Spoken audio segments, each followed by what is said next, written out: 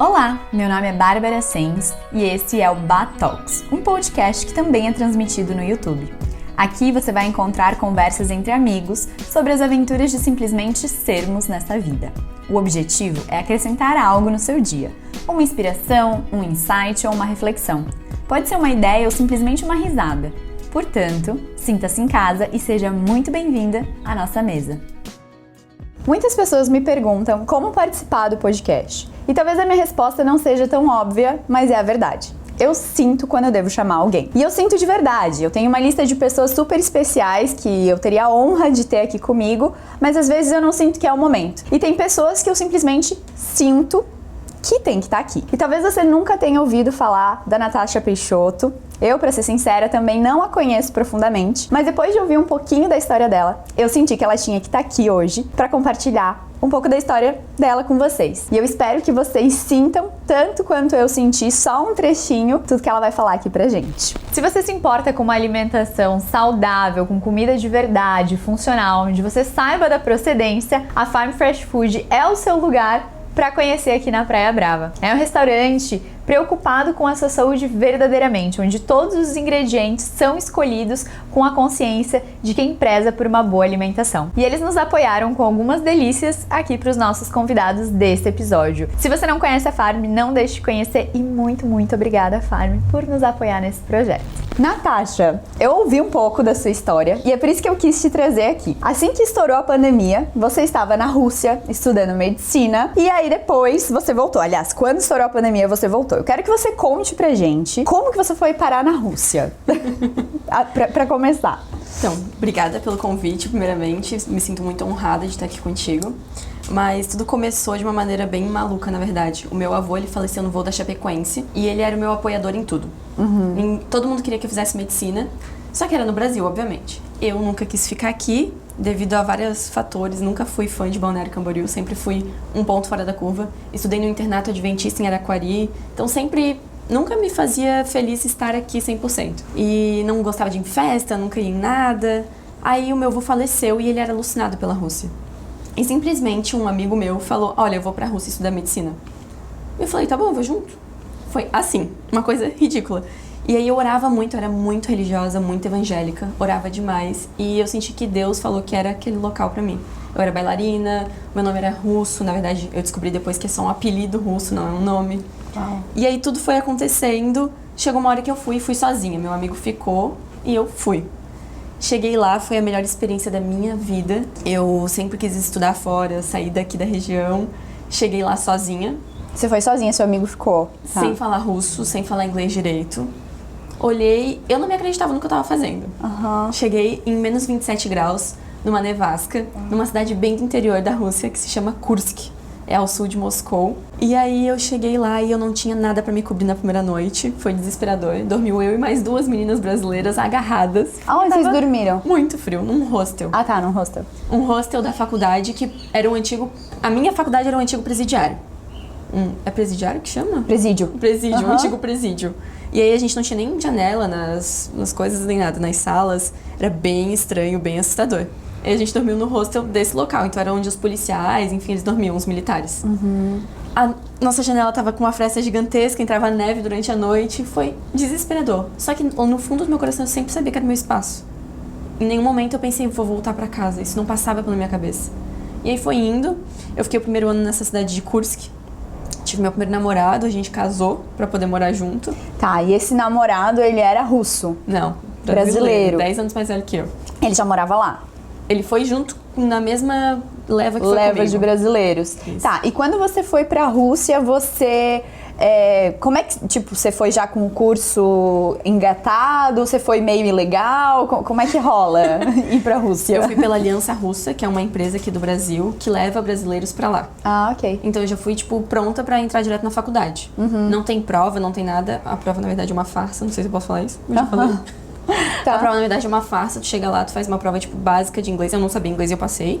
Uma prova ridícula de química. A prova de russo mesmo, eles dão as respostas pra gente. Então tu só entra. O difícil é permanecer lá. Porque o curso é difícil. O curso é muito difícil. Tá, e assim que você entra pra medicina, você se torna estudante e aí, portanto, você pode permanecer no país. Exatamente. Só que a gente tem que tirar o visto sempre que volta pro Brasil, tem que sempre estar organizando o visto. Como se fosse Estados Unidos, Sim, assim, mais sim. ou menos. Só que é muito mais fácil tirar o visto. E por que eles, eu não sei se você tem esse conhecimento, por que eles facilitam tanto para as pessoas conseguirem estudar medicina na Rússia? Que a gente paga. Ah, porque é pago. Tá. Porque pra gente é pago, pra eles não. Ah, pros russos não, pros estrangeiros. Ah, ok. O russo, ele só paga se ele, por exemplo, foi muito mal na escola, tirou uma nota muito baixa, por exemplo, no Enem deles, eles não conseguiram entrar. Aí eles pagam, mas não pagam tanto quanto a gente. Entendi. Mesmo assim. Eles pagam um valor muito inferior. Entendi. Só que o que eu pagava lá pra medicina, eu pago mais fazendo psicologia no Brasil. Ok. Eu pagava 10 mil reais o semestre. Uau. Muito barato. Muito barato. Tá, entendi. Mas pra eles é um valor elevado. Sim, claro. E em Kursk era em dólar que eu tinha que pagar. Aí depois, quando eu me mudei pra Vladivostok, que é do lado da China, que foi onde eu peguei a pandemia, aí já pagava em real mesmo. Tá. Eu conseguia trocar direto pra rublo e era em rublo. E você morou 4 anos na Rússia. 1 ano em Kursk e 3 anos em Vladivostok, Tá. Fazendo medicina nesses 4 anos. fazendo medicina. Tá, e desculpe, eu te interrompi. Você casou com esse menino pra vocês conseguirem permanecer na Rússia, é Pra isso? gente conseguir morar juntos. Ah, pra morar Porque daí junto. ele mudou de cidade, ele foi pra Vladivostok, 9 horas de avião da onde eu tava, mais 6 horas de trem. E aí eu fui atrás dele, muito apaixonada canceriana, meu primeiro namorado. Fui atrás dele, cheguei lá, ele tava em depressão, enfim, foi péssimo. Aham. E aí eu cheguei lá e consegui uma bolsa de estudos dançando, que eu era bailarina, lá eles apoiavam em Vladivostok. E foi tudo perfeito, assim, pro meu lado de profissional, no caso de dança. Eles me levavam pra viajar, pagavam avião, pagavam estadia, pagavam comida, me davam roupa, tudo. Tudo de graça. E estourou a pandemia. Quando eu ganhei a bolsa de 100%, estourou a pandemia. Uau. E a pandemia pra gente estourou em dezembro. Pra vocês estourou em março. Março. Pra gente em dezembro. Foi antes, né? Porque eu tava do lado da China. Sim. Do lado, é 20 quilômetros de distância, é muito perto. Estourou e a gente não podia sair da ilha. Era algo bizarro, eram vídeos horríveis dos chineses falando, meu Deus, fujam e usem máscaras, não sei o quê. E era desesperador. E desde então eu procurei uma passagem pra vir pro Brasil e eu não conseguia. Não conseguia. Era tudo cancelado, eu comprei 6 voos. No 6º voo, eu vim num voo de repatriação de cubanos pro Brasil. Nossa, que loucura. E quando que você conseguiu vir? Foi em junho. Em junho só. Você começou a tentar em dezembro e só conseguiu em junho. Só em junho. Tá, e você quis vir pelo medo mesmo, no caso. Primeiro, meu pai e minha mãe são um grupo de risco. Ah, entendi. Os dois. Aí eu me desesperei. Sou muito conectada com família e foi desesperador. E você ficou os 4 anos lá sem vê-los? Não, eu vim no primeiro ano, eu vim uma vez. No segundo ano eu vim a segunda vez, depois eu fiquei 2 anos sem ver eles. Aí Entendi. Se você sofre com sintomas de TPM, como dor nos seios, cólica, compulsão por doces, alteração de humor, você precisa conhecer a SoulFem. Eles têm um suplemento chamado Femi Pro, que tem me ajudado muito nesse período do mês, e também muitos dos meus pacientes que relatam melhora desses sintomas com o uso do suplemento, que é feito com óleo de prímula, borragem e linhaça. E por conter o óleo de linhaça, ele também auxilia as mulheres que estão no período da menopausa e sofrem com os calorões e outros sintomas que acabam diminuindo a nossa qualidade de vida. Se você não conhece o Femi Pro, essa é a oportunidade, porque a gente tem o cupom de desconto BA15 em todo o site. Não deixe que os sintomas de TPM acabem com o seu mês. E o curso de medicina, você estava gostando de fazer lá? Estava sendo de fato um sonho realizado? Como foi tudo isso? Perfeito. Perfeito. Assim, todo mundo reclama e todo mundo fala. Eu era muito zoada lá, porque eu achava, sempre agradecia, eu fazia vídeo no Instagram, no YouTube. Eu era muito zoada por todos os brasileiros, assim, ó, de longe. Tanto que eu não tinha nem colega nem nada, era só meu namorado e pronto. E aí, porque eu sempre agradecia muito, eu amava ver a neve, eu parecia que eu tava vendo num filme, tudo, né, meio conectado, que eu sou meio canceriana, então tudo bem. Mas a faculdade era incrível, só que aos poucos, de tanto todo mundo falar mal, eu comecei a perceber que as pessoas que faziam medicina não condiziam comigo. Entendi. As pessoas que queriam aquele sonho não tinham um motivo parecido com o meu, e eu comecei a achar tudo aquilo muito estranho. Foi ali perto da pandemia que eu comecei a desgostar. Pensei, tá, mas que tipo de profissional eu vou me tornar? Assim como teve cola pra entrar na faculdade, tinha muita cola pra passar nas provas, e o pessoal tava passando e não sabia nada. Entendi. E aquilo foi me assustando. E quando eu cheguei no Brasil, que eu conversei com muitos colegas que faziam medicina aqui, eu falei, meu Deus, e se eu também me tornar uma médica ruim? E se aquela medicina não fosse suficiente? Não que o curso não fosse, mas tinha muita cola, tinha muita falcatrua, tinha professor que não ia pra aula. Aqui também tem. Você começa a duvidar até do ensino, de tudo. De tudo. E na época você tinha quantos anos? Eu fui com 18. Uau, muito nova também, né? Bastante. Pra estar vivendo tudo isso e uma carga como medicina, que é uma faculdade, como você falou, é um curso que não é fácil, que precisa de muita dedicação. Você me falou que você gosta muito de estudar, né? Apaixonada, tanto que na pandemia, fazendo medicina de madrugada, eu comecei psicologia de manhã. Então eu entrava pra aula 7, 8 horas da noite, porque são 13 horas de diferença de Vladivostok. Entrava 7, 8 horas da noite. Acabava a aula 5 horas da manhã, 6 horas da manhã. Meu Deus. Dormia 2 horinhas, 8 horas da manhã eu tava em psicologia online também, porque aqui tava tudo parado.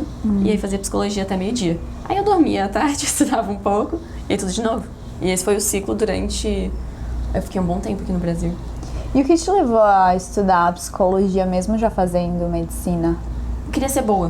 Eu sempre quis ser boa em tudo que eu fazia. Quando eu era bailarina, tinham requisitos pra ser boa, uma boa bailarina. Jazz, sapateado, não sei o quê. Então, pra ser uma boa médica, eu pensei que eu tinha que fazer mais uma coisa na área da psicologia, na área da saúde. E o que mais combinou comigo naquele momento foi a psicologia. Sempre li livros relacionados a isso, sempre me dediquei muito a esse estudo. E o foco, a partir do momento que eu escolhi medicina, era terminar a medicina e ir pra Índia e fazer minha pós-graduação lá, me especializar na Índia, em medicina ayurvédica, que eu acho que tu conhece, que tu é mais desse lado.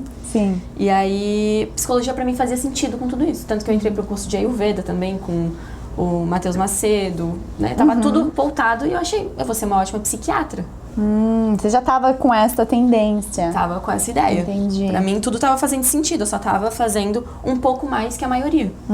Né? Pra me destacar, sair já com um trabalho, sair já com uma carga grande. Eu acho que esse é um momento da vida que a gente vai atrás do que a gente quer. Sim. É um momento que eu tenho força, é um momento que eu tenho disposição, um momento que eu tô... Tava com vontade mesmo de investir nisso.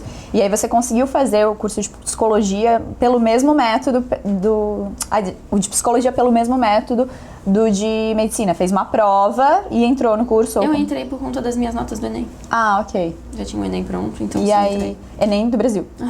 Ah, conseguia também. Tá. Aí foi. E tudo em russo? Ou era inglês? Como é que funcionava? Na Rússia era um pouco em russo, um pouco em inglês. Tinha professores que não falavam inglês, então era em russo. Não era pra ser assim, porque era pra ser um curso internacional em inglês. Mas tinha professor que não tava nem aí. E aí tinha que aprender. E, por exemplo, se eu ia pro hospital, a gente tinha que falar só em russo.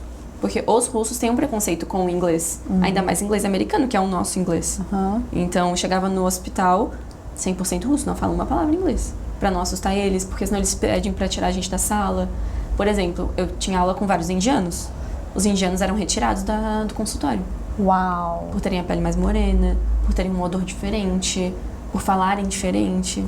Jura? Uau! E como foi pra você aprender a língua? Você conseguiu aprender, escrever, ler, estudar? Como é que foi tudo isso? Porque eles têm, inclusive, um alfabeto diferente, né? O alfabeto cirílico é desesperador. Nossa, eu imagino. E você amou, tipo, E assim, eu não reclamava. Gente, eu acho que eu ia reclamar muito. Eu era... Não sei, eu sempre fui muito iludida, assim. Tive várias psicólogas que elas falavam que eu ficava no mundo da Disney. Eu vivia no mundo da Disney. Você tava feliz, você tava realizando um sonho, eu sei, é diferente. Não sei, era maior que o meu peito, assim, sabe? Eu sentia que eu tava no lugar certo. Era um pertencimento muito grande. Eu nunca tinha sentido aquilo em lugar nenhum. Então, só fazia sentido e eu só ia. Parecia que eu tava buscando... Eu sempre sonhei muito em dar uma vida muito boa pra minha mãe. Minha mãe já foi muito pobre. Então, eu tinha muito essa vontade, essa ganância de, não, a gente vai, eu vou levar minha mãe comigo, vai dar tudo certo. E o sonho dela era fazer medicina. Uau! E depois da pandemia que eu percebi que era só o sonho dela. Que você pegou pra você uma coisa que não era sua. Exato. Então me conta. Aí você voltou pro Brasil e você ainda tava, tipo, muito curtindo a Rússia, tava casada lá. Sim. Eu cheguei no Brasil na pandemia e terminei. Ah, ok. Porque ele tava em depressão ainda, não era mais a vibe, enfim. Muito pensamento diferente, aí terminei. E aí cheguei no Brasil... E a ideia era voltar depois. Voltar? Normal. Pra Rússia, tá. Tudo normal. Eu só voltei porque estavam todas as aulas online. E até pra eles, da universidade, era melhor a gente vir pra casa. Era mais seguro, porque se acontecesse alguma coisa com a gente lá, eles eram responsáveis pela gente. Então pra eles era muito ruim. Então eles indicavam a gente a voltar pro Brasil. Então quando eu voltei, tava tudo certo, sempre entrando em contato com a universidade. Só que aí, eu vim pro Brasil e conheci uma família bem diferente. que foi um romance meu de ensino médio, eu encontrei ele na pandemia. E aí eu comecei a viver todo um mundo completamente diferente do meu. Entrei numa família super espiritualizada, enfim, foi um caminho muito longo. E nesse caminho foi onde eu me descobri. Foi na pandemia que eu me descobri. Foi na pandemia onde tudo caiu por terra, assim, que eu era muito dentro da caixinha. Eu fui a filha que fez tudo pros meus pais. Eu queria só... Certinho, assim. Demais. Isso me prejudicou muito. Porque eu demorei muito pra saber quem eu era. Muito. Eu nunca me imaginei fazendo jiu-jitsu, por exemplo. Sim. Eu era bailarina de pontas, eu fazia bordado, crochê, tricô, eu pintava tela, eu era bailarina, eu sempre nota 8, 9, 10, muito dentro da caixa. E nunca fiz nada. Eu não ia pra festas, não era simplesmente porque eu não queria. Mas por quê? Por que meus pais vão achar? Eles não vão gostar, então pra que eu vou? Sempre assim. E na pandemia tudo isso foi por terra e foi um chororô gigantesco. Fiquei meses não entendendo quem eu era, o que estava acontecendo. E eu pensava, meu Deus, e se o mundo acabar agora? Acho que todo mundo pensou isso.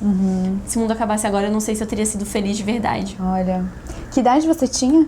Na pandemia, 22, eu achei. 22. Eu achei interessante que você trouxe uma fala em que você disse: eu demorei muito pra me descobrir, demorei muito pra entender quem eu era.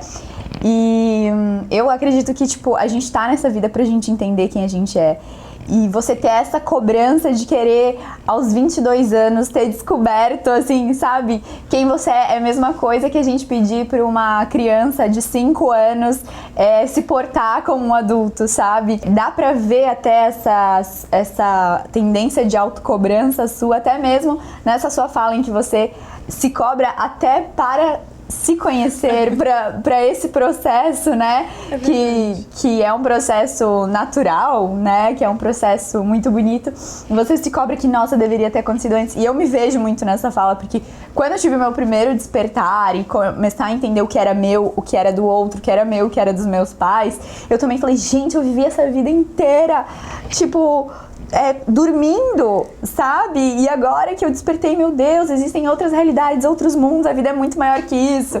Então eu te entendo, achei interessante você falar isso e mostra muito, assim, essa autocobrança que você já começou a falar ali nessa questão dos estudos, de não, uma faculdade só não dá, tem que ser outra, tem que ir atrás de mais e mais e nunca tá suficiente. Essa busca que, na verdade, é pra suprir o outro, né?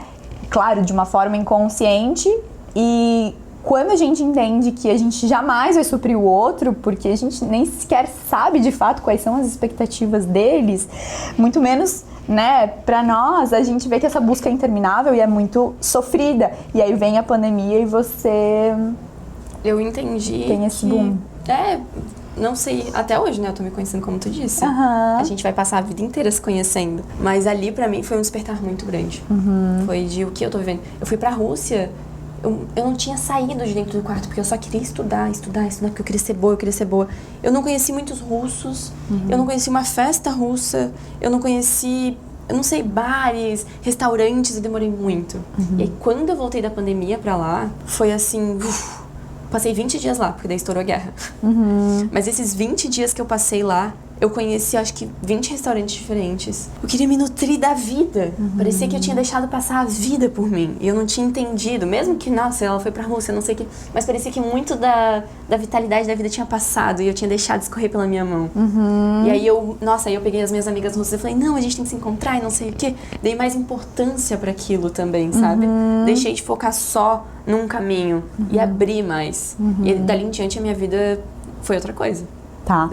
E a pandemia fez esse rebuliço, e aí você não voltou mais pra Rússia. Você voltei. Voltou? Estourou a guerra.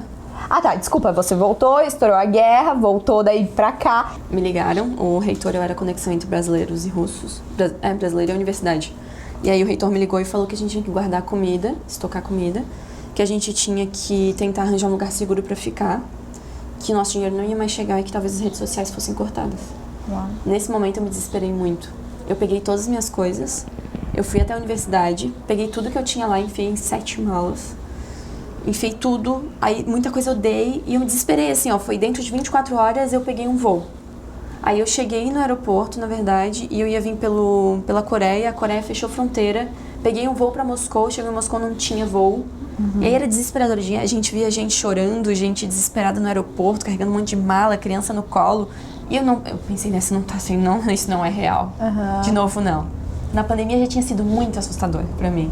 Eu já tinha tentado ir pra casa e não conseguia. E aí chegava no aeroporto, o aeroporto era vazio. Enfim. Aí quando eu cheguei no Brasil, eu falei, mãe, eu não quero mais voltar. Aí foi... Nossa, pra minha mãe foi... Eu tirei o chão dela, assim. E ninguém entendeu, na verdade. Eu falei, não consigo mais. E eu acho que foi meio traumatizante pra mim. Por quê? Porque eu não associei tudo aquilo. Pra mim não podia ser real. Tipo, você agiu meio na emoção, assim, você disse. Se eu pudesse voltar atrás, eu falaria pra Natasha, segura a tua onda. Segura a tua onda, só termina essa faculdade, tá tudo certo. Sabe? Tenha essa bagagem contigo. Tinha muito pra aproveitar ainda na Rússia. Mas quando eu vi tudo aquilo acontecendo, que eu peguei as minhas malas e eu vim embora... Era a coisa certa? Eu acho que sim. E na hora era aquilo, sabe? E aí eu falei, não é possível que eu voltei de novo pra Rússia e isso tá acontecendo. Tipo, eu passei 20 dias aqui, por que isso tá acontecendo comigo? Por que estourou a guerra agora? O que tá... Sabe? E eu tava numa base naval. Vladivostok é uma base naval. Então tinha submarino passando pelo mar, meu Deus, tava tudo se mexendo e... É desesperador, assim, eu não sei explicar a sensação que é, mas... Não era confortável, não era ali que você queria estar. E aí eu acho que talvez ficou esse trauma e você não quis mais reviver isso de novo. Aí eu falei, não, agora eu vou terminar a psicologia, eu vou ficar... Cheguei no Brasil, eu entrei em depressão, porque tinha perdido a minha vida lá na Rússia, tinha perdido minha faculdade, meus amigos, tudo que eu tinha criado. Porque eu tinha criado uma vida, são 4 anos. E você gostava muito de lá, não é que você tava... Eu fiquei um palito minúsculo. Assim, ó, fiquei magra. E aí eu não gostava de fazer nada e comecei a sair, nunca tinha bebido direito, comecei a beber. Foi onde eu conheci o Gabriel. Na minha revolta da vida foi onde eu conheci o Gabriel. Eu tava muito revoltada com tudo, eu não tava entendendo por que aquilo tava acontecendo comigo, achando que era estrelinha do céu. E aí eu falava, por quê? E aí minha família ficou muito chateada comigo, não aceitava o fato de eu ter desistido da Rússia. E seus pais queriam que você voltasse pra lá de todas as formas e você bateu o pé e disse que não ia voltar. E aí não voltou e é isso aí, tá? Não, voltei, comecei psicologia, arranjei trabalho. E você não pensou em, vou estudar pra fazer medicina aqui? Isso não passou na tua cabeça? A minha mãe falou, só estuda, vai pro cursinho, que eu pago tudo pra ti. Eu te mantenho aqui em Balneário, fica tranquila. Eu vou te dar todo o alicerce que tu precisa, todo o material, tu só precisa estudar e passar numa federal, filha. Porque eu não consigo pagar uma particular. Ela falou, a gente pode tentar qualquer coisa vender meu carro, se tu realmente passar numa particular, eu faço de tudo. Eu falei, não é isso que eu quero. Eu falei, não quero. E aí eu percebi que não era meu. Aí eu falei, não é. E eu tava apaixonada pela faculdade de psicologia, alucinada. Tudo fazia sentido pra mim. Era como se eu sentasse na aula e eu tivesse uma conversa com um monte de amigo. Porque tudo entrava e tudo me supria. E aí foi. E aí você resolveu se matricular em psicologia aqui? Eu já tava matriculada na pandemia. Sim. Eu tinha trancado só por 20 dias, porque foi 20 dias que eu passei na Rússia. Voltei e só destranquei. E aí continuou fazendo e você faz psicologia até hoje? Sim. Você tá em qual fase? Eu tô no 5º período. São quantos? 10? São 10. São 10. Mas eu tenho é que eu faço bem de pouquinho em pouquinho, porque acaba que ficando em Balneário eu preciso trabalhar. Ainda trabalha tudo, né? E aí eu, querendo ou não, eu gosto de um padrão de vida bom. Então eu não trabalho só em um emprego, acabo trabalhando mais de um emprego. E aí resolvi faço 5 matérias por semestre. Consegui validar algumas coisas de medicina, consegui validar 10 matérias, mais ou menos. Uau, que bom. Achei bastante coisa. Sim. É quase 2 semestres. E aí foi. E você sabe que tem uma frase que eu escuto muito, as pessoas falarem que às vezes a gente viaja pra fugir da nossa realidade e acaba se encontrando, né? Você acha que, de alguma forma, ir pra Rússia, você estava fugindo de alguma coisa aqui? Você estava esperando se encontrar lá? Olhando agora pra trás, o que você acha que foi essa sua ida pra Rússia? O que significou no seu processo? Tem um tio que sempre me falou que eu tava fugindo da minha realidade. Sério? Sempre. Ele sempre olhava pra mim e falava, Natasha, para de fugir da tua realidade. Eu tenho uma realidade difícil com o meu pai.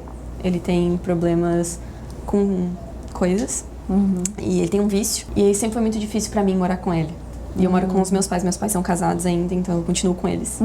E aí, isso foi um processo que, sim, eu fui pro internato, né? Eu sempre tentando ir longe. Eu amava eles, mas eu queria estar longe deles, longe daquela realidade, longe de dentro de casa. Não ter que lidar com a realidade, né? Com o que é. E eu, até dentro de casa, sempre fugi muito. Eu vivia no meu mundinho de que tudo era perfeito. Até hoje eu vivo um pouco. Mas eu gosto de ser assim e acho que cada um tem a sua loucura e minha é essa.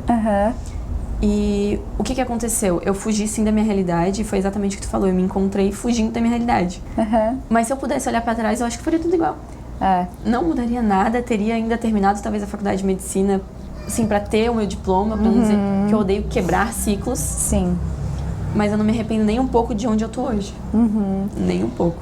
Olhando pra tua história, é muito claro que você precisava ir pra lá, você precisava viver aquelas coisas, você precisava entrar em contato até com a medicina pra ver que talvez não era aquilo. Viver tudo isso pra ir, eu acho que essa experiência toda fez você ir num lugar onde o único caminho talvez era despertar. Quer dizer, existem outros caminhos também, né? Como você também procurou, né? Se anestesiar, fingir que as coisas não existem, beber, sair, etc. Mas em algum momento você resolveu despertar e, enfim, e se conhecer. E aceitar o convite de, ok, ou eu vou viver doendo, ou eu vou ter que olhar pra tudo isso que eu não quero olhar. Então vamos olhar de uma vez, porque é claro que todos nós vivemos as nossas fantasias e tudo mais, e temos a nossa realidade. Eu acho que a gente tem o bom e o ruim ao mesmo tempo, né? Eu acho que a gente tem o desafiador e o lindo, maravilhoso e é isso, a vida é isso, né? Nunca vai ser só uma coisa ou outra. Mas eu vejo muito assim, muito que tinha que ser, e eu acho que também tinha que ser você voltar, sabe? Porque talvez se você terminasse medicina, a gente pode ficar aqui horas e dias e para sempre pensando nas possibilidades que poderiam ter acontecido. Mas se hoje você já tem essa clareza de que não é seu, essa escolha, que talvez eram dos seus familiares, ou para agradá-los, ou para, enfim, que não era seu, eu acho que foi um ato de coragem, mas que foi um ato de coragem certo, porque quando você fala mostrando com gestos que veio do seu peito, que veio dessa vontade da sua alma. Então, eu acho que quando é uma força mais forte do que o nosso próprio corpo, que a nossa própria mente, é o nosso caminho. Então, eu acredito muito nisso. Certa, assim, que foi. Que foi o que tinha que ser. E se você pudesse escolher, assim, os maiores aprendizados dessa jornada, assim, hoje, você é super nova, 24 anos, quais seriam, se é que você consegue numerá-los? Pra mim, o principal é viver, assim, porque eu não vivia. Entendi. Né? Eu me escondia muito da realidade, de tudo. E hoje eu percebo que a gente passa pelos lugares pra viver os lugares, sentir aquele lugar. Por isso que até eu falo que se eu voltasse atrás, eu terminaria. Mas pra sentir a Rússia, sentir mais da cultura. Eu sou alucinada por cultura, por artes. Então eu viveria mais isso, sabe? Porque eu passei pelos lugares sem sentir os lugares. Então hoje, acho que o ensinamento que eu aprendi foi sentir cada etapa. Porque eu tava muito ansiosa, afobada pra terminar e ser perfeita, e ser médica, e ser muito boa, e blá, blá, blá, blá. E aí a vida, ela voou.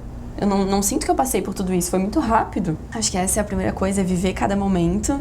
E a segunda coisa é ser determinada.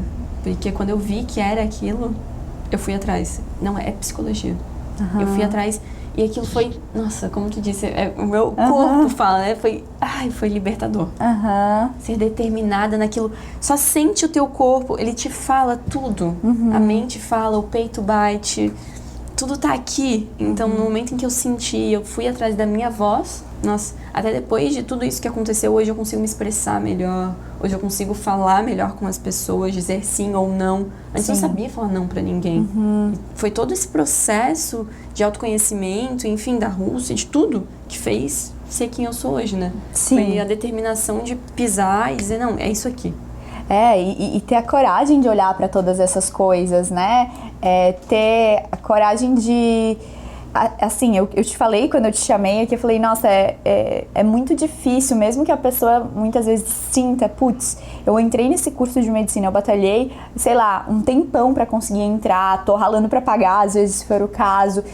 E aí você vê que, na verdade, o despertar da pessoa foi lá na frente e vê que, na verdade, aquilo ali não teve nada a ver com você. É muito difícil uma pessoa seguir o seu chamado, porque a gente tem muitas crenças, muitas expectativas em cima de uma pessoa que se formou em medicina e que, enfim, tanto financeiro quanto de responsabilidade, quanto os outros e ajudar e tal. E é muito bonito você nova, você ter essa coragem, o que sim, para muitos na sociedade, enfim, podem achar, meu Deus, que boba, que burra, que eu tenho certeza que é uma coisa que você... Muita gente fala. E você deve falar pra você também, porque pelo perfil um pouco de autocobrança, talvez você já tenha pensado, meu Deus, como você falou, será que se eu terminasse, enfim, e tal. Então, assim, eu vejo como coragem. E coragem, que eu não quero dizer que, tipo assim, nossa, eu sou corajosa. Com certeza foi muito medo que você fez isso, assim, com muitas dúvidas. Tanto é que hoje você ainda fica, meu Deus, será que foi a coisa certa? Eu acho que se eu tivesse terminado medicina, eu estaria no mesmo lugar que eu tô hoje. Só que um pouquinho mais pra frente. Porque eu tenho certeza que eu ia ter que passar pela faculdade de psicologia. Eu ia ter que passar por todo o caminho que eu tô passando, porque esse caminho parece que é o meu caminho. Parece que faz sentido eu estar passando por isso. Eu nunca tive essa sensação na minha vida. Mas eu tô exatamente onde eu deveria estar. Essa é a sensação que eu tenho hoje. Por isso que eu falo, se eu olhasse pra trás, eu falaria, persiste mais um pouco. De qualquer jeito eu ia passar por tudo isso aqui, talvez de uma outra maneira. Talvez um pouco mais madura, não sei, mas eu tô passando por uma fase muito boa. E talvez essa falta que você sentia de viver a Rússia, né, viver o agora, viver aquela experiência e não ficar tanto com a cabeça no futuro, eu tenho certeza que você pode voltar lá a qualquer momento e viver experiências que vão ser diferentes, mas com uma cabeça mais madura, sem tanta cobrança, com mais calma, nada te impede disso. Eu acho que, na verdade, foi uma grande bênção que você parou medicina no meio ali, no começo, enfim, não foi mais a fundo, porque senão o arrependimento talvez ele ia ser ainda maior e você ia pensar, agora sim eu perdi a minha vida e tal. Então, eu acho que, de fato, tudo acontece do jeitinho que tem que ser e é muito legal que você tenha essa noção disso, né, Natasha? E os seus amigos da Rússia, você ainda tem contato com eles lá, as pessoas? Poucos, mas tenho as meninas que dançavam comigo, que a gente era bailarina, era 3 horas de dança diárias. Você não dança mais? Não. É outra coisa que você parece que ficou conectado com a Rússia, sabe? Entendi. Não sei explicar, eu dancei desde meus 3 anos de idade, sempre fui bailarina a vida inteira. Mas aí eu cheguei no Brasil, naquela época ali que eu tava revoltada, tentei voltar a dançar, mas o corpo não respondia direito. Aí entrei pra luta e a luta, o jiu-jitsu, ele me encantou. Me senti forte e o jiu-jitsu, ele é um xadrez, né? Então, tem que pensar. E assim, agora avaliando, assim, olhando, parece que antes você era super feminina, você falou, eu fazia bordado, crochê, eu dançava, eu era a filha perfeita, eu isso, e talvez o jiu-jitsu é esse seu chamado para equilibrar um pouco esse lado, né, e mostrar que você também um pouco revoltada, um pouco, você também tem esse outro lado, e é muito legal pra gente se conhecer, né. Eu fiz dança também, acho que em 2021, comecei. E foi muito interessante pra eu me conhecer. Eu sou mais o outro lado, eu sou muito yang. Sempre quis também agradar muito os meus pais, ser a filha perfeita e tal. Mas eu era meio a rebelde, a ovelha negra da família. E eu fui pra dança e logo que meu pai faleceu, e eu senti que era um momento que eu precisava slow down, que eu precisava ter esse lado mais feminino, mais fluido da vida. E é muito legal como o esporte e as coisas externas nos ajudam nos nossos processos internos, né? Demais. Pra enraizar de alguma certa forma e equilibrar. Muito legal esse seu relato. É que o corpo, ele guarda muito as emoções, né? E quando tu mexe o corpo, tu libera emoção. Eu tô até lendo um livro incrível sobre isso. E o corpo, ele conta a nossa história. Então, quando eu dançava, eu tava fugindo da minha realidade com o meu pai. Parecia que a dança, pra mim, ela sempre foi uma fuga. As minhas professoras sempre falaram que, meu Deus, eu entrava num palco e era outra pessoa. Outra pessoa. Eu entrava num personagem muito diferente. Não precisava ser a Natasha. Não precisava ser a Natasha, então era minha fuga. E o jiu-jitsu, não, eu sou a Natasha. É a Natasha que eu escondia de todo mundo. Eu sou um pouco bruta, eu tenho meu jeito estúpido de vez em quando, sabe? E é aquilo ali, eu sou reconhecida, é só eu e mais uma pessoa, e o jogo, ele é meu. Ali eu me sinto mais importante. É engraçado a diferença que é pra mim. Mas não que eu não pense em dançar de novo. Não, porque imagina, é uma coisa sua também. Talvez não seja o momento, agora você esteja precisando mais disso. Mais do Yang.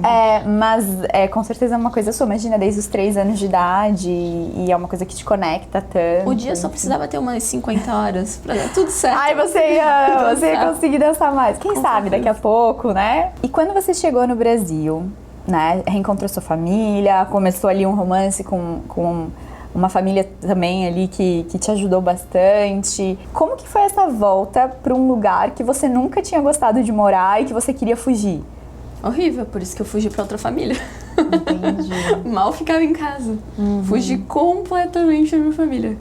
Fiquei com eles um tempo, mas eu fugia, eu não passava 2 dias dentro de casa. Eu ficava morando com a minha outra família. Minha ex-sogra teve câncer, e aí eu praticamente morei com ela em Águas Mornas, que ela fez um tratamento natural no meio do mato, enfim. Ficava lá com ela. Curtindo e... Cuidando dela. Sim. Que na época o meu ex-namorado estava estudando pra passar numa federal, então ele estudava e eu cuidava da minha ex-sogra. Aí foi isso, assim, a pandemia. Aí era aula de madrugada, a gente vivia em um monte de ritual, um monte de coisa, eu adorava. No meio do mato, a gente ia pra acampar, a gente ia pra cachoeira, era toda semana uma coisa diferente. E aí ou eu tava na casa deles aqui, que também era um monte de mato em volta, ou eu tava lá em Águas Mornas, e foi assim. Não conseguia ficar em casa. Tá. De jeito nenhum. E quando que mudou isso? Então. Porque hoje você mora com seus pais. Foi assim, ele terminou comigo, ele foi comigo pra Rússia, esse namorado da época, e ele ia passar 20 dias pra voltar. Ele só ia me deixar lá e conhecer um pouco da Rússia. Ele queria fazer relações internacionais, então ele adora conhecer, enfim. Ele passou os 20 dias e a gente teve que voltar juntos. E ele terminou comigo, eu cheguei no Brasil, então o menino que era o meu romance de adolescência terminou comigo, eu voltei da Rússia, por isso que foi um pé bem mais embaixo. E aí... eu não consegui morar com os meus pais, eu morei com a minha avó me expulsou de casa. Aí, logo depois, eu tentei morar de novo em casa, não consegui. Aí eu morei um tempo no apartamento do meu irmão, e o Gabriel já foi morar comigo. Porque eu fiquei, acho que uns 6 meses na casa da minha avó. E aí, depois da casa do meu irmão, eu fui pra casa da mãe do Gabriel. Tentei morar lá também, tipo, sempre fugindo da minha casa. O Gabriel é o atual namorado da Natasha e meu personal. Beijo, Gabriel! E aí, como eu fugia de tudo isso, a gente morou com os pais dele. E aí teve uma hora que eu disse, não, chega, né? Tipo, parece que eu tô em todo lugar e não tô em lugar nenhum. Voltei pra minha casa e o fato do Gabriel ter ido comigo mudou toda a relação. Porque ele mora lá comigo, ele foi junto. E aí parecia que a minha relação com meu pai, eu não tinha tanta relação com ele, porque o Gabriel tava ali. Então o Gabriel fazia o intermédio entre eu e meu pai. Ajuda. E aí, simplesmente foi. Hoje em dia eu consigo conviver com meu pai normalmente. Mas é porque o Gabriel Porque ele consegue acalmar os ânimos, fazer um meio de campo. Eu te entendo completamente. Como às vezes é importante ter alguém de fora pra te mostrar um pouco o panorama todo, sem os sentimentos, né? E os gatilhos que ativam em você, às vezes, é só em você que, na verdade, não tem mal nenhum e a pessoa de fora consegue enxergar isso. Aí ele dá uns puxão no meu pé, de vez em quando a gente tá jantando, ele me leva pro meu quarto, e aí foi. Assim foi indo, e meus pais são alucinados por ele, tratam ele como filho. Minha mãe vai no mercado, ai, trouxe doce de leite pro Gabriel. Meu pai, ai, trouxe o sucrilhos do Gabriel. Então eles amam o Gabriel. E isso faz muito bem pra minha casa. Sim. Muito. Sim. Mas não que eu pense em ficar muito tempo lá, eu penso em terminar a faculdade e sair. Não, eu entendo, até porque é importante a gente entender que, ok, eu olhei pra isso, eu entendo, eu acolho, é a minha família e tal, mas eu escolho talvez não ficar 24 horas, exatamente, né? Então, nossa, você é muito madura pra sua idade, mas eu entendo que foram as experiências que te fizeram amadurecer, né? Nada é por acaso. E você sempre buscou na sua vida essas ferramentas de autoconhecimento, tá conectada. Você me falou, canceriana, como eu sou também, eu entendo que a gente é mais intuitiva, então é meio que uma coisa automática. A gente vê um passarinho, às vezes, e parece que não é só um passarinho, é um negócio de outro mundo. É isso. Mas assim, com 17 anos, eu fiz um curso profissionalizante de yoga. Eu virei professora de yoga com 17 anos. E aquilo ali foi uma porta. O meu irmão, ele começou no caminho de autoconhecimento dele, ele foi levando eu e minha mãe. O yoga, depois de muitos anos, a minha mãe ela não sorria. Minha mãe não é de sorrir. Depois de muitos anos, meu irmão levou a primeira vez a minha mãe numa aula de yoga e eu vi minha mãe sorrindo. Então, o yoga pra mim tem um significado muito forte por ter isso acoplado a ele. O sorriso da minha mãe. Minha mãe é tudo pra mim. E aí, depois que meu irmão levou a primeira vez a minha mãe, eu tinha uns 9 anos, ele foi trazendo isso pra nossa família. E aí, com 17 anos, ele me deu um curso na Montanha Encantada, em Garopaba, profissionalizante. E ali, pra mim, nossa, ali começou de um jeito que eu não entendia ainda. Mas o movimento estava acontecendo. As pessoas, as conversas, tudo já estava puxando. E uma coisa que me ajudou muito foi ter feito psicóloga desde nova. Isso pra mim fez toda a diferença. E os livros que eu lia. Sempre gostei de Augusto Cury, sempre gostei de temas de autoajuda. Psicologia humana. Psicologia. Então sempre estava conectado comigo. Sim. Mas eu acho que o caminho do meu irmão me ajudou muito no meu caminho. Que daí ele deu um norte pra gente e foi. Sim. É o passarinho que passou ali e você resolveu olhar pra isso de uma forma diferente, né? Aproveitar essa oportunidade. E ele traz até hoje, assim, livros, ele deixa ali em cima da mesa dele, vou dar uma olhadinha aqui. Tem tantra, tem yoga, tem Deus. Normalmente tem alguém na família que planta uma sementinha, que tem um pezinho. Essa foi a pergunta. Eu talvez imaginei que fosse sua mãe. Eu sei que você é super apegada a ela, né? Mas então foi seu irmão. O que a minha mãe plantou foi que, assim, minha mãe, depois dos 30 ou depois dos 40, ela fez 2 faculdades, pós-graduação e tudo mais. Uau. Então ela é inspiração, assim, em outros sentidos da minha vida. Sim. Mas hoje ela vive a mesma coisa que eu e meu irmão a gente vive. Então a gente compartilha livros, a gente compartilha conversas, a gente consegue... É engraçado que quando eu desisti da Rússia, minha mãe foi um choque pra minha mãe. E ela mudou completamente. Minha mãe é outra pessoa hoje. Eu sinto que o meu despertar foi o despertar dela. Porque quando a gente muda, o outro muda também. O ambiente muda. Mesmo que às vezes você acha que você vai desagradá-la, não, porque no fundo ela só quer ver você feliz. Só que a gente confunde que fazer os nossos pais felizes é fazer as vontades deles. Mas não, é seguir o nosso próprio coração e a nossa própria jornada, porque só assim a gente vai conseguir de fato ser feliz e eles verem isso. Então a gente confunde, e eles também confundem. Ainda não sou mãe também, então provavelmente talvez a gente confunda também, a gente saiba o que é melhor para os filhos, e aí quando a gente vê que eles seguiram outro caminho e estão mais felizes, aí a gente sinta isso, mas eu sempre percebo que quando uma luz numa sala acende, de alguma forma ela acende outras luzinhas, assim, né? Então, com certeza, seu irmão veio, acendeu uma luzinha, você outra e foi indo. E por aí vai. Que interessante, que legal, que bonito esse caminho, né? Que não é fácil, a gente sabe. Não, mas foi... Nossa, eu adoro contar, adoro ver e rever. Não consigo rever muito a Rússia nesse momento ainda da minha vida. Dói um pouquinho ainda. Dói. Dói no sentido de que foi assustador, né?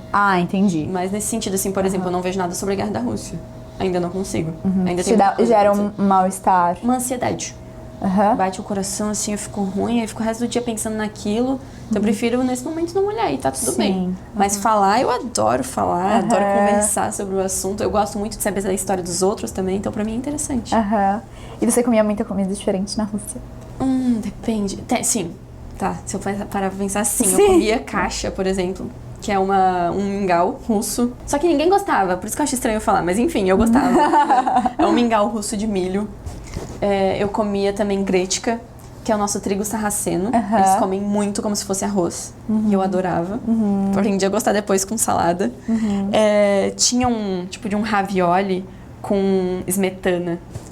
Entre um requeijão e um creme de leite nosso. Delicioso. Comia muita comida georgiana lá. Tem muita influência, né, da Geórgia. Nossa, é delicioso. É muito queijo, é muito bom naquele inverno. É delicioso. O que mais? Descobri que vodka se toma com maçã. Não se toma vodka pura. Maçã comendo maçã? Sabe o limão com a tequila? É uma maçã com a vodka. Ok, um pedaço de maçã. Aí tu come. Sabe? Uau, ok. Diferente, né? Eu descobri... essas coisas são bem legais. Sim, não, cultura é maravilhosa, viajar é maravilhoso. E a Rússia é um país muito diferente culturalmente falando da gente, né? Muito grande. Muito grande também. E outra curiosidade ainda, que a gente tá falando todo sobre esse seu lado, né? mais espiritual, mais de autoconhecimento e tal. E aí a gente olha pra Rússia, um país onde a grande parte da população é fechada, é mais fria, é preconceituosa. Como que foi isso pra ti? Como que foi esse choque? Você entendia eles? Como que foi? Olha que Como engraçado. A sua visão? O primeiro ônibus que eu entrei na Rússia, eu fui expulsa do ônibus. Uau. Porque eu estava falando português. E eu não entendia que eu não podia falar português dentro do ônibus. Mas como eu sou muito das artes, eu vivia no meio dos bailarinos. E bailarino tava tudo certo. Então todo mundo me entendia. Obviamente eu sofri um bullyingzinho básico por ser estrangeira, mas isso tá tudo certo, nada demais. É que na primeira cidade, que foi onde eu fui expulsa do ônibus, era uma cidade de pessoas muito antigas. Pessoas de guerra, ex-militares. Sofridas, né? Muito sofridas. É uma cidade bem pequenininha e ganhou várias guerras, mas também perdeu muitas guerras, que é Kursk.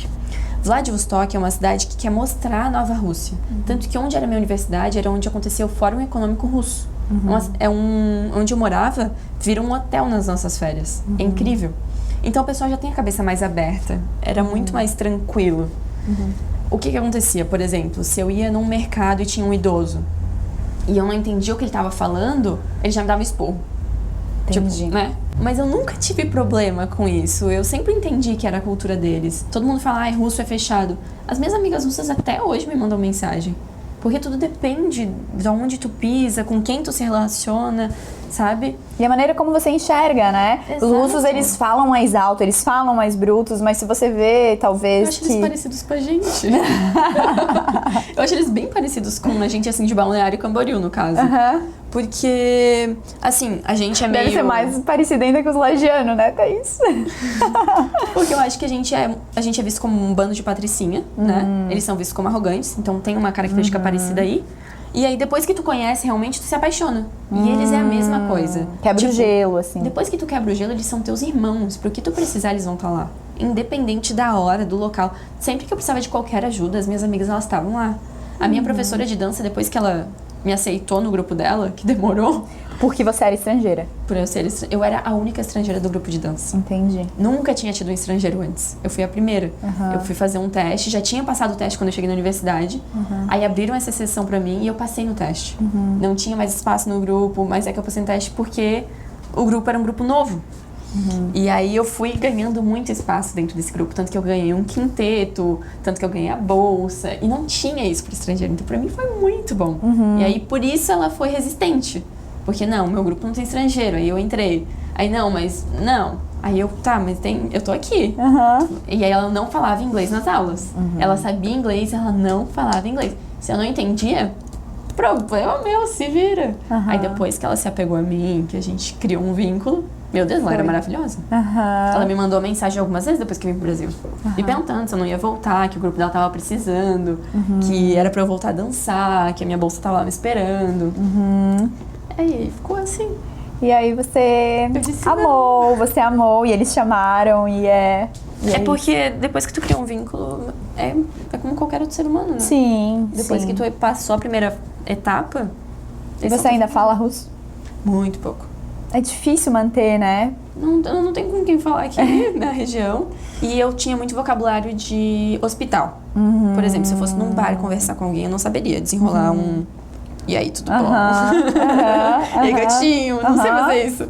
Mas eu sei falar que eu tô com uma dor de cabeça e que começou tal dia devido a um remédio que eu tomei. Tipo, esse tipo de coisa eu sei falar. Você sobreviveria lá, tipo, de boa e tal, sabe? Pedir uma comida, dizer socorro e tal, mas... Mas é isso. Não saberia, tipo... E você falava inglês com as suas amigas russas? Depende da amiga. Depende da amiga. Tinha amiga que daí... Tinha uma menina que ela ia ser tradutora. Existe faculdade de tradução lá. Maravilhosa. Então ela ficava fazendo... Que é a minha melhor amiga da Rússia. Que daí ela me entendia melhor. Falava legal. Inglês, falava russo, falava até italiano, francês. Ela era demais. Muito legal. E como é que você tá hoje nessa sua ansiedade e expectativas pro futuro? Você acha que você ainda tá melhor ou você ainda se considera bastante ansiosa ou só mudou o contexto? Eu me considero menos ansiosa, mas continuo muito exigente. Eu espero muito de mim. Eu não espero pouco. E porque eu sei que existe capacidade aqui dentro, então eu espero que eu seja muito boa no que eu vá fazer. E dá pra ver pela quantidade que eu trabalho, né? Tipo, eu tava em 3 empregos, e aí faculdade, e aí não quer desistir do jiu-jitsu, não quer desistir do yoga, não quer desistir da bike. Mas é como eu disse, eu acho que por eu saber que existe um potencial, eu acho que eu posso exigir de mim, sabe? Às vezes eu ultrapasso os meus limites e aí eu enxergo eles e falo, não, tá tudo bem. Mas não existe mais aquela ansiedade. Porque agora você já conhece o seu potencial. Antes você talvez não conhecia. Acho que o próximo passo é acreditar nele. Que aí você não precisa mais esperar nada. É verdade. Porque aí você já é. É Né? verdade. Porque você é maravilhosa. Foi um prazer conversar com você, conhecer um pouco mais da sua história. Eu tenho certeza que agregou muito para as pessoas, não só culturalmente, assim, essa loucura toda, mas principalmente vão fazer refletir sobre as decisões, sobre as questões da vida. E quero te agradecer muito por ter tirado esse tempinho para falar, né, de uma coisa que é pessoal sua, que é a sua vida, e aproveitar de te desejar, assim, tudo de bom, porque, assim, vai acontecer tudo que você quer e muito, muito, muito, muito mais. Dá pra ver, assim, só acredite. Obrigada, eu te agradeço por todo o carinho, por toda a atenção. Muito obrigada por ouvir esse episódio do Batox. Eu realmente espero que você tenha gostado. E não perca nenhum dos novos episódios aqui mesmo no canal. E se você não é inscrito, por favor, não deixe de se inscrever, porque só assim você vai estar por dentro cada vez que sair um novo episódio. E se você está ouvindo no Spotify, também não deixe de deixar o seu comentário e o seu coraçãozinho, porque além de me ajudar muito, eu adoro ler o que vocês falam e o que vocês pensam sobre cada assunto. Também gostaria muito de ouvir sugestões de vocês sobre convidados ou assuntos para estar aqui no Batox. E lembre-se que você faz parte do Batox tanto quanto as pessoas que você ouve aqui.